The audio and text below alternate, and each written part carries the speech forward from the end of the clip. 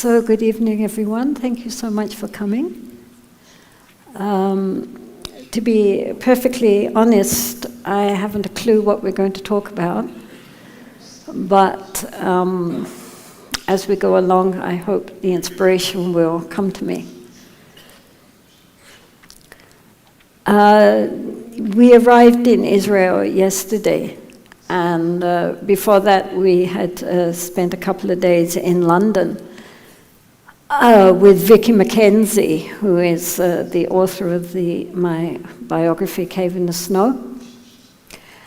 And she had a book lying on her table, which was by Sogyal Rinpoche, and it's called Glimpse by Glimpse. So it's just every page is a little saying of Sogyal Rinpoche's. So I sort of sent up a prayer and said, what shall I talk about in Israel? And opened the book. And it was a passage about compassion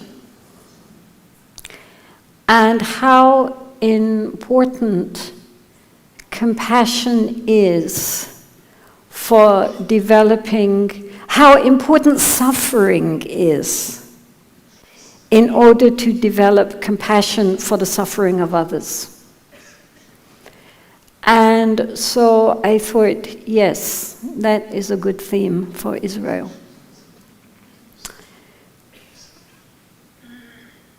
Basically, when we encounter pain and difficulties and suffering, we have a choice. Either we can turn in on ourselves and use it to make ourselves feel more sorry for ourselves and develop an attitude of cutting out the suffering of other people, that we focus in on our own grief, our own pain, and identify ourselves with that.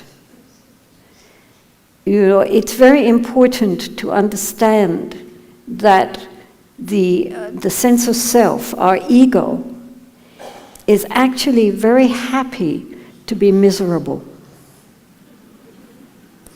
Because when we are thinking of our own suffering or the suffering of our loved ones, and we are totally only focused on that, it's all about me, and mine. And so the ego is very happy because we're thinking about the ego, basically.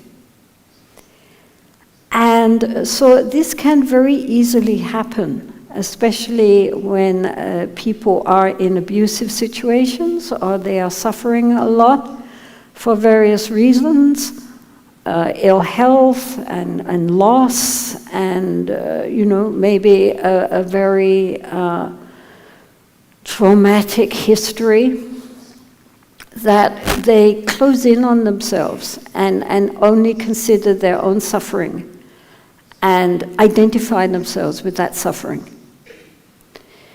And this is maybe not so skillful. The other choice, which this passage in the book recommended, was that we use our pain and suffering as a way to open up the heart to have empathy for the pain and suffering of others. If we ourselves have never suffered, it's hard for us to understand what it is like to suffer. Because, we're okay. In fact, in Buddhism, which has 26 levels of celestial planes, heavens, all of them, they're increasingly subtle, but all of them are very pleasurable. Everything you want, you get. You have bodies of light, no sickness, no aging. It's considered that you only can stay there for as long as the good karma that created the fact you got reborn there lasts. When it's finished, you're gone. But the point is, whether you believe in heavens or not, the point is that spiritually, it's regarded as a dead end, not something to be aspired to. And the reason is that it's too pleasurable. And since it's so pleasurable, there's no challenge to develop inwardly, to cultivate a path. On the other hand, in Buddhist cosmology, there are the lower realms and of unmitigated suffering, which come as a result of negative actions. And again, there it's regarded as being unhelpful spiritually, because one is so engrossed in one's own suffering that one, again, cannot open the heart to have compassion for other beings. So the human realm, which we all share, is considered to be the very, very best place for spiritual cultivation, because we have this balance of pleasure and pain, both. And so, therefore, since pleasure is pleasurable, we are not going to discuss that so much. What we're going to talk about more is how to deal skillfully with difficulties and painful circumstances. And how, as the text, which I said, it emphasized that we use the difficulties and the painful experiences not to glorify pain and suffering, and not to glorify ourselves for undergoing pain and suffering, but to open up the heart towards empathy and understanding, compassion for the pain and suffering of others. Because this is a very important quality which, to make us truly human, we need to develop. In Buddhism, the nature of our ultimate mind is considered to be the combination of wisdom, of truly seeing things as they really are, and compassion. That the heart has to open to feel empathy with all sentient beings. Recently, we had an influx of young girls into our nunnery. We got these suddenly 25 young girls from remote Himalayan villages. And some of them, as you probably saw on the pictures, were very young. We were quite shocked. But then somebody, after a few weeks of being in the nunnery, somebody said to one of the young girls, "Oh, well, isn't it nice now you're here, you can pray for your mother and for your family?" And the little girl said, "We pray for all sentient beings." And I was very happy to hear that she got that much. Compassion is for all sentient beings, not just me, my family, my friends, my tribe, my race, all sentient beings. All sentient beings means not just other humans, but animals, creatures that live in the oceans and the rivers, beings that live in the sky, insects. Just today we got an email saying that France has finally legislated that animals are living sentient beings. How many of these politicians had dogs? The idea being that animals were just part of your possessions, your property. They weren't sentient, they didn't feel. But everyone who has animals knows that animals feel. Of course they do, and they have great love. So this question of compassion is something which is very important for all of us. Because compassion, which means suffering with others, is an extremely important part of our essential nature as human beings. And I think in Israel especially, this is a wonderful country for spiritual cultivation, because you have the challenges right in front of you. And to really look at the mind and to see, how much we create inwardly territorial boundaries.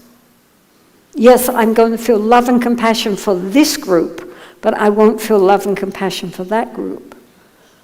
And so that kind of compassion isn't unconditioned compassion. It's a very conditional compassion, a very conditional love. I will love people that belong to me because they're an extension of me, but other people don't count. So this is a very, very good place to really look into the mind and see just how narrow or how vast our hearts really are.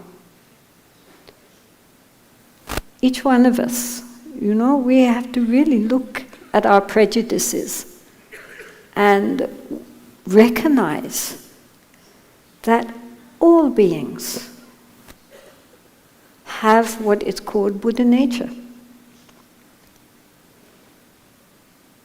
Buddha nature means that our essential nature is completely pure and perfect. We identify basically with all the wrong things, especially we identify with if I say, who are you? You will tell me your name, and you will maybe tell me what your job is, but inwardly we are identifying with our name, our family, our gender, our race, our nationality, and our memories of our childhood and as we become adults, and our views, our beliefs, our ideas, our likes, our dislikes, all of this we put together and we say, this is me. But from the Buddhist perspective, actually all of that is who we are not. This is like a role which we are playing. It's not the actor behind the role. Well, of course in Buddhism there's not really an actor behind the role, but we'll leave that. The point is that in the meantime we are identifying with the role, but the role is very fine, and if you are a good actor you play the role to the best of your abilities, but nonetheless in the end you don't really believe that's who you really are. That's the difference. You can discard the role You recognize you play it the best you can, but it's not who you really are. And so it's very important to recognize that everybody that we meet is just playing a role. That it's not their real nature. And that doesn't matter what race we belong to, what gender we belong to, what nationality. We're all just playing roles and projecting this movie in which we are playing the starring part. So where does compassion come into this? Compassion is the recognition that just as I would rather be happy and avoid pain, so all beings want to be happy and avoid pain. Very few beings really choose to suffer. The fact that very few beings choose to suffer doesn't mean that they don't suffer. But they don't choose that.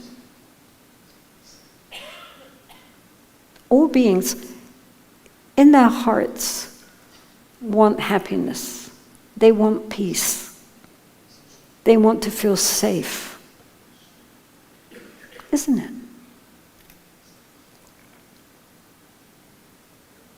So, each one of us, if we are sincere, we cannot solve the problems of all the world. We cannot solve all the problems of the country where we live.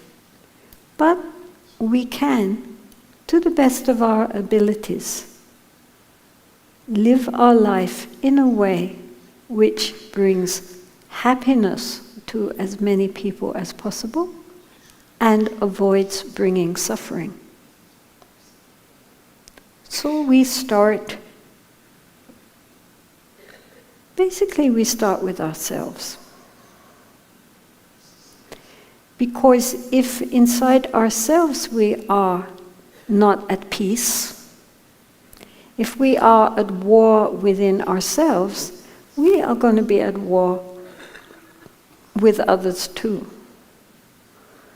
Most of the people who are, aggressive, rude, difficult, it's because inside they are in conflict. If we are in conflict inside, we will generate conflict outside. And so therefore, the first step is to try to bring some peace into our inner war zone. And so in Buddhist practice, the first step, really, is to learn how to make the mind more calm, more centered, and at the same time to generate wholesome, kind thoughts, first towards oneself and then outwardly towards others. So it's very important that we look first not just at the external problems, but the internal problems. Because our internal problems are what generate the external problems. I mean, most of the problems in the world is because it's controlled by people who themselves are out of control. They don't have control over their own minds or their own emotions, and then that gets projected out into all their policies. Someone who has a peaceful, kind heart would not even think of harming another. Why would they? What for?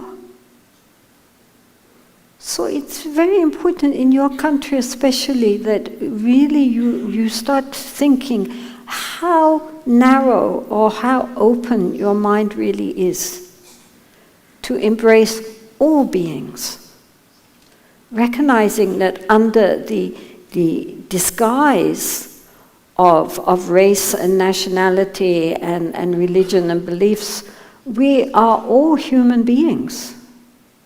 We are all human beings wanting happiness, not wanting suffering, and inherently we all have what is called Buddha nature. That makes no difference, high or low. Everybody has the essence of our mind is completely pure. It's not true that we are sinners. Actually, if we just even get a glimpse of our true mind, then it's something incredibly vast and open and spacious. It's not this little brain in which we run around like a rat in a cage. Mind is a very interesting thing, and even the neuroscientists today, they still say we know a lot about the brain, but we haven't found the mind. Mind is something very vast. It's compared to the sky because it has no center. You cannot grasp it and say it's my mind. It's something very vast and open, spacious. And it has no boundaries. Like space, it's everywhere. If you think of space, then we can think of the sky, we can think of this auditorium.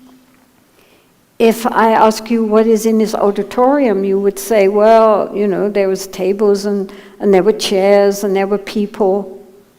There was a stage. But really there's space. If there was no space, we couldn't exist. There would be no chairs and tables and people. And those tables and chairs and people are also space. So therefore space is all-pervading. And for this reason it is compared with the nature of the mind, which is all-pervading. Not this little brain which is trapped between, in our head. We're not talking about that. We're talking about a very much deeper level of awareness.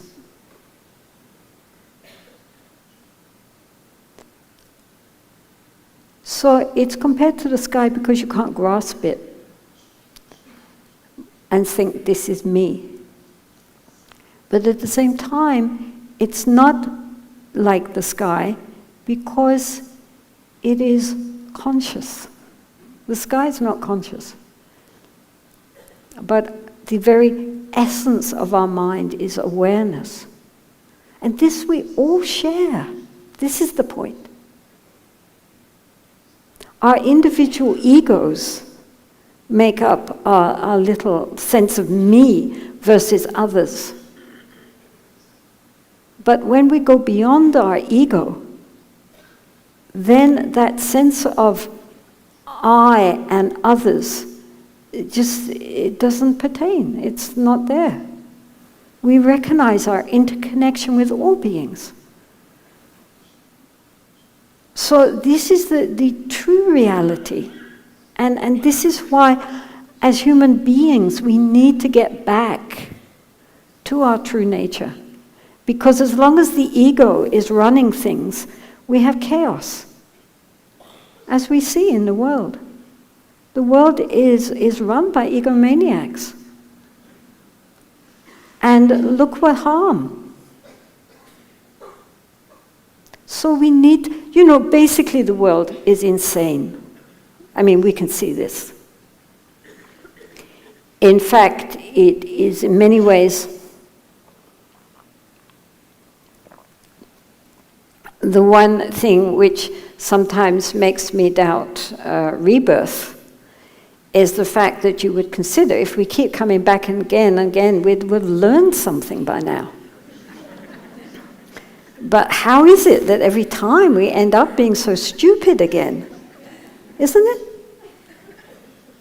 When will we ever learn? For a start, that violence only brings violence. I mean, anybody can see that. Anybody. The Buddha said that hatred never ceases by hate. He said, hatred never ceases with hatred. Hatred only ceases with non-hatred. This is an eternal law. And it's so obvious. If I hit you and you hit me back, and then I'll hit you harder, and then you'll hit me harder, and I mean, you know what? Anybody knows that. That violence doesn't solve anything. Violence is based on fear. So what we have to do is deal with the fear. Why are we fearful? How can we deal with that? So that we do not just act in such a mindless way. I mean, as long as one has a policy of an eye for an eye and a tooth for a tooth, we all end up blind and toothless. I mean, anybody can see that. It doesn't work. It never has worked. In all the thousands of years we've been on this planet.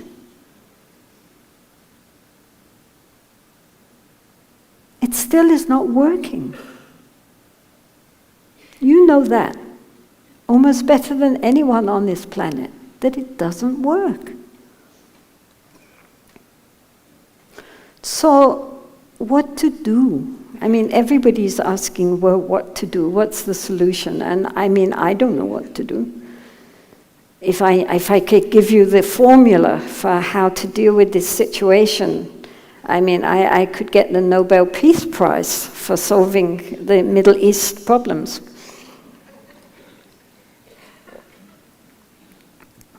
But it seems to me that really our external situation is a reflection of our internal state of mind. Because how we think, that's how we speak, and how we act. We don't act and speak without intention. So we have to look at our intention. Are the intention, the choices in our thinking and in our speech and our action, is it based on negative roots? Roots of aggression and anger and hatred, on greed and attachment and grasping, on basic delusion and ignorance and self-promotion, envy, jealousy, arrogance, very negative roots which disturb the mind, make the mind not peaceful, and cause so much problems in this world.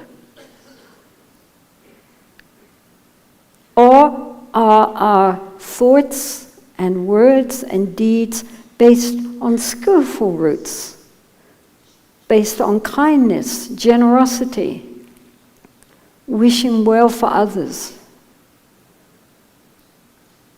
rejoicing in others' happiness, and so forth. These feelings of kindness and empathy and generosity, giving, sharing, these make the heart feel happy.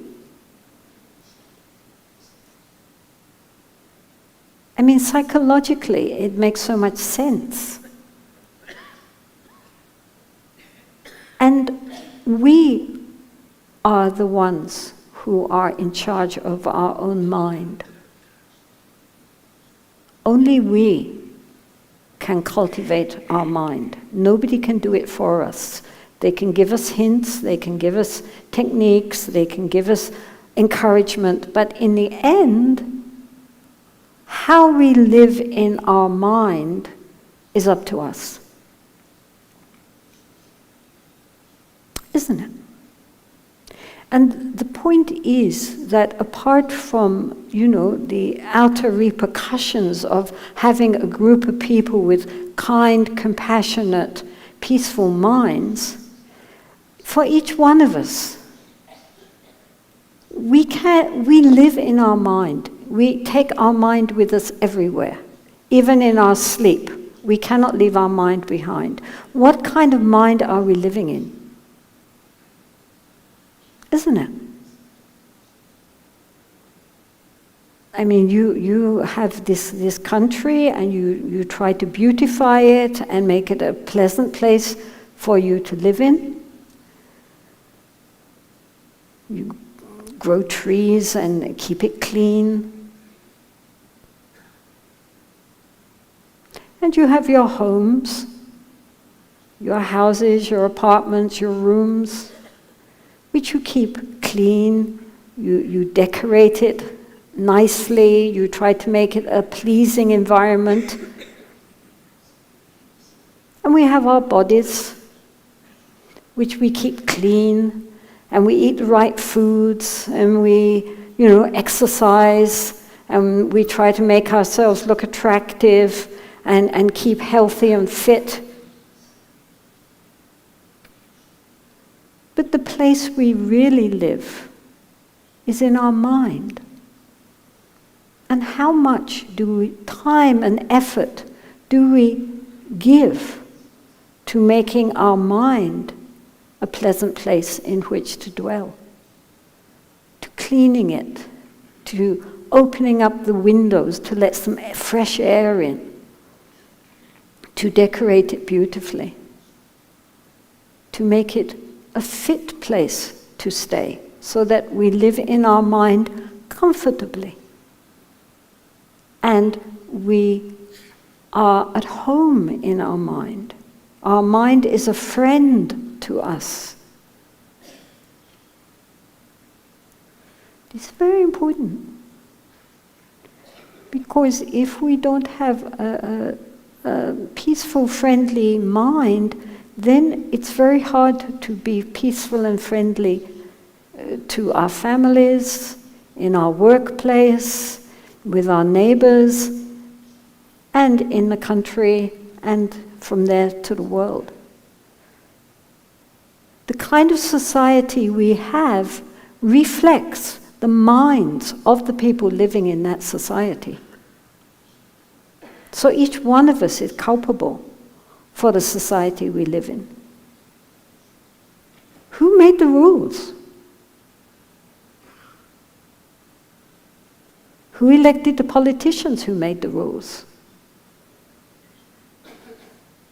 Who goes along with the rules which have been made? So each of us is responsible.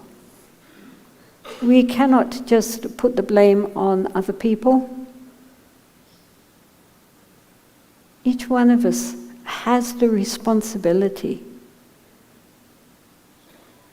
to develop ourselves, to develop our minds, to open up our heart.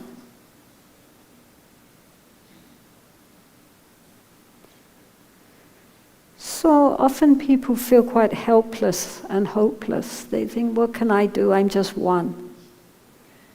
But each one of us is not sealed in a bubble. Each one of us is constantly interacting with other beings. And so even on that level, how much do we spend each day trying to make others happy?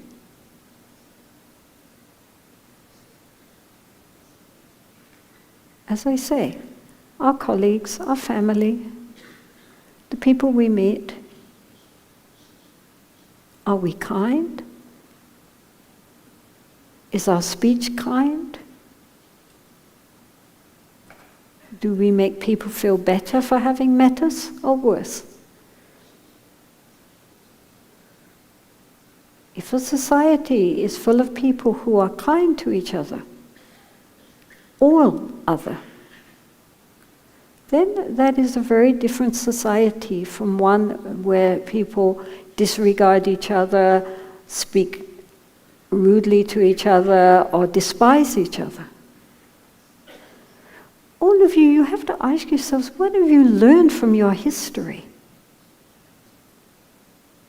Honestly and truthfully, if you think you're a suffering nation who have been ill-used throughout history, then I think you honestly and truthfully should ask yourself, what can I learn from this? How not to treat people. That just as we do not like to be treated unkindly, so all beings do not want to be treated unkindly. Then your history has a meaning. You've learned something, much more than most of the world has managed to learn. You've grown up from those experiences. You've matured. You've learned that because of your own sufferings, you can use it to have compassion and empathy for the sufferings of others. That's a huge lesson. Really, I can't believe that you can't learn that much. If you don't like the way people treat you, don't treat other people like that. Ilna. So obvious.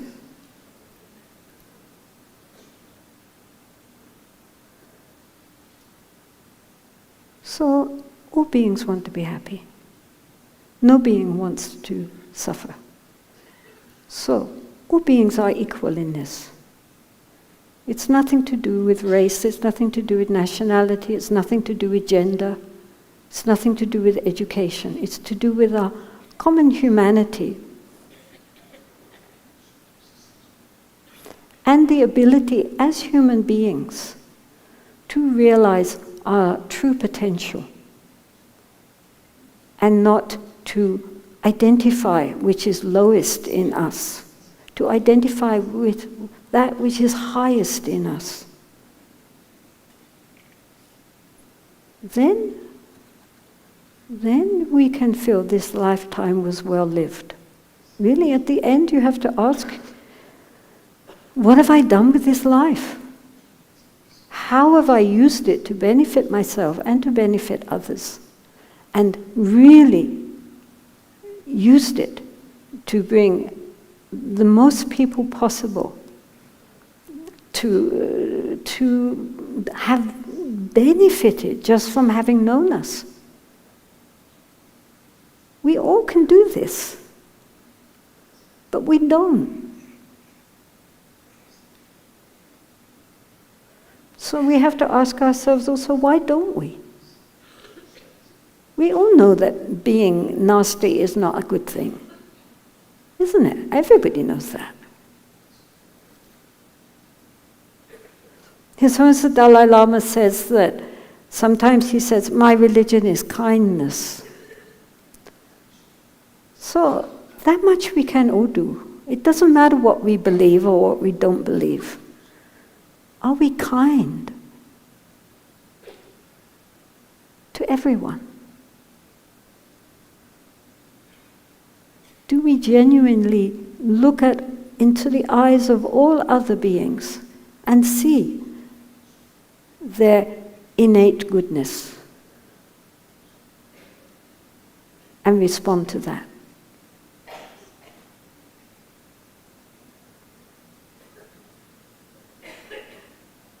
It's not a matter of Buddhism or Judaism or Christianity or Islam or anything. It's a matter of getting back to our basic, genuine humanity and respecting that which is good within ourselves and good within others, and cultivating that. And not giving in to the lowest in our nature. Learning what has our life, what has our history taught us, so that we can evolve into our true potential instead of devolve.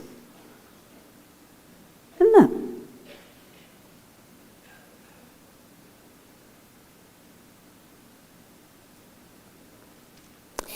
truly, my wish is that, you know, all of you here present may make friends with yourselves and then make friends with the rest of the world, you know? Be friends of all the world, not just those that you, in this lifetime, happen to be in closer contact with or related to. All beings. Isn't it?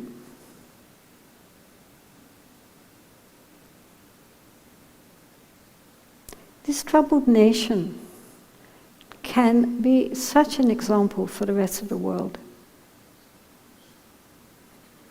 Really, the potential is there. You have to work at it. It's very difficult. But even the most seemingly insoluble problems can be solved if one has the right attitude, if one wants to solve them.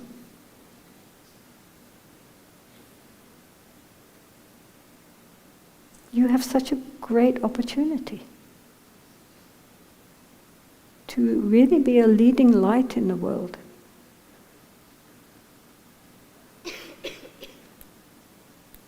But it depends on each one of you doing their bit, making their contribution, not waiting for someone else to do it first.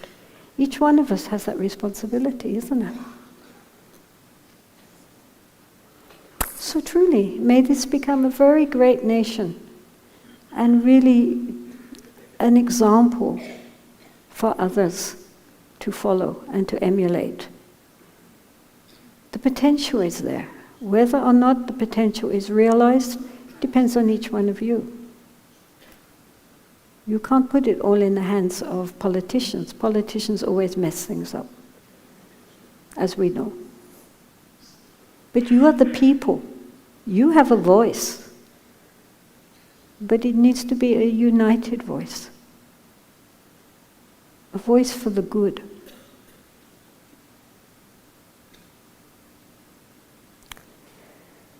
Anyway, we have not so much time, so maybe we'll take some questions. Are there any? Hi, Yes. I have one question. Yeah. You talk in the lecture about the question, who are you? That a lot of people don't know how to answer or just say the name or something like that. And I want to know how you answer that question when someone... Oh, that's a huge question. That's a huge question. But basically, Buddhism is saying that we are, and not just Buddhism, all genuine spiritual traditions are saying that we are not the small self who we identify with, that we are something so much greater, so much more, and at the same time so much less than who we normally identify with. And that this is, once we discover that it's a whole shift in consciousness, that we normally identify with our very gross consciousness. And the point of meditation is basically to bring us back to a much more subtle level of consciousness, which is beyond the ego, beyond the sense of I versus you or other. And as I say, not just Buddhism, although Buddhism is the most clear about, non-self, but all genuine spiritual traditions recognize that we are grasping onto and attached to and identified with all the qualities which are not our true self, and that there's something beyond that which is something so much more profound and so much more vast. And it's like, in Buddhism, it's compared with waking up, that we're all dreaming. And as we know in ordinary life, we are asleep and we dream we're waking up, but we're not really awake. But when we finally wake up, we know it's a whole shift in consciousness from the dream state, even though during the dream state we think it's real. But when we wake up from the dream state, we can say, oh, that was just a dream. So what they're saying is that even when we wake up and say, oh, that was just a dream, we're still dreaming. There is actually, beyond that, a really awakened state. And when we attain that, then we recognize how normally we just live within our projections. And that we need to get back to our source. That's what meditation eventually is all about, is stripping off, like an onion, layers and layers of our false identifications, because then it's a freedom. It's a liberation from the stranglehold of the ego, which normally causes us so many problems, even while we think it's going to make us happy. In the end, it just creates more conflicts, more difficulties. Because people spend so much time trying to make themselves happy, but, mostly they don't succeed too well, or only for a very short time something happens, and they're in pain again. But the true nature of our being is beyond these ordinary ideas of pain and pleasure. But its nature is wisdom and compassion. Clear seeing. I would like to ask you, you mentioned that you work with women who were traumatized and carry a lot of pain and suffering inside. Is there something special or different, or how do you work with very deep scars and women who suffered atrocities and big suffering? Well, I myself am not especially working with women suffering from trauma. I mean, some of our nuns did spend, the Tibetan nuns did spend a time in Tibetan prisons, but they don't really talk about it much, and they've dedicated their life to meditation. I think with trauma, it's a very... it depends what the trauma was, but I think that the first thing to do is to recognize it and to accept it and then to work on it. There are, of course, people who are specialized in that. Sometimes meditation doesn't help. It depends what the trauma was, but sometimes it's too overpowering if they try to uncover it too soon. Then it cannot be dealt with unless they have very skillful teachers to help them and lead them.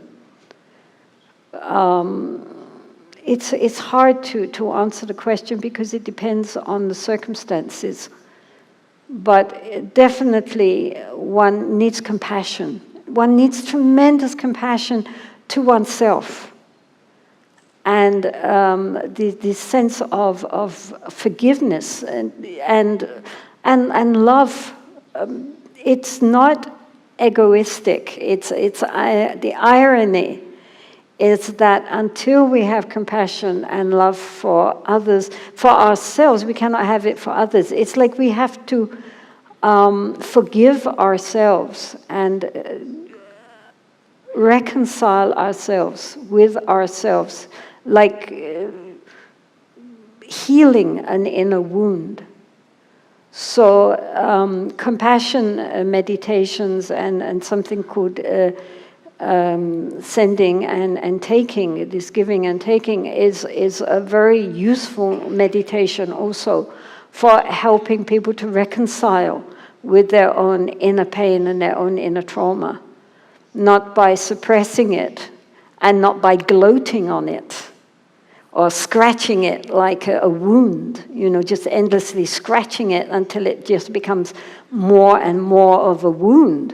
We have to heal it. We have to put balm on it and allow it to get in the fresh air and heal. And that can be helped a lot by skillful meditations on compassion, directed first towards oneself. And if it was a trauma caused by others, then also extended towards that person, also the perpetrator. Because until we forgive them and have compassion for them and their state of mind, compassion and forgiveness doesn't mean condoning. I mean, if something bad was happening, we don't condone that action. But nonetheless, one can open one's heart to have compassion and forgiveness, because without that, one doesn't heal.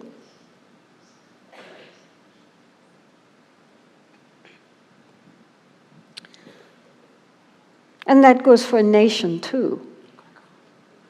You know, if you're always just endlessly scratching the scabs, it's not going to heal. You need to put balm on it and allow it to, by nature, to heal itself.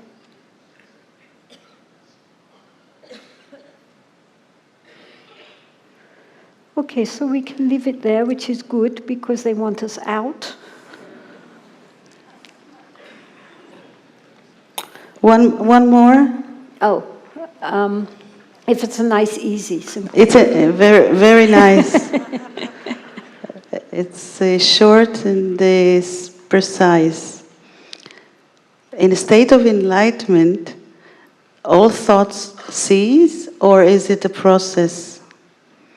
And thoughts keep coming? In the moment of, what do we mean by enlightenment? You know, that is always also a very loaded term. But in the moment of genuine realization, it probably transcends ordinary conceptual thinking. Because our thinking mind is very limited. It's only the gross level of the mind. It's the waves on the ocean, you know? But there's all the huge depths of the ocean. So at the moment of any genuine realization, it transcends thoughts. And then, of course, after that, usually the conceptual mind takes it up again and starts to analyze it, which is sometimes helpful and sometimes counterproductive. I mean, an enlightened being still thinks. Right? It's nothing wrong with the thoughts. The thoughts are not the problem. The problem is that we identify with our thoughts. We don't recognize that we have thoughts, but we are not the thoughts. Those are just, you know, that's just the brain thinking. It's not who we really are. So an enlightened person is more awake than we are and makes use of the tool of conceptual thinking, but they're not fooled by this conceptual thinking. They know that's all it is, and they also have a much deeper level of awareness which goes far beyond the thought pattern. It's like if you think of thoughts as the clouds, then you have the clouds, but you also have the vastness of the sky. Without the sky, there could not be clouds, but the sky itself is not the clouds.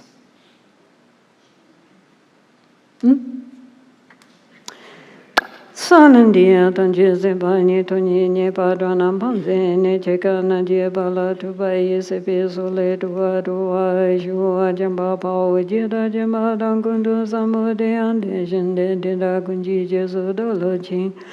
Gewa Dida Tanjiratu, Mua Chancho Sencho Rimbo, Chimache Pananji Chichi Wanyampa Mepayan Gone Gondu Pewai Shu.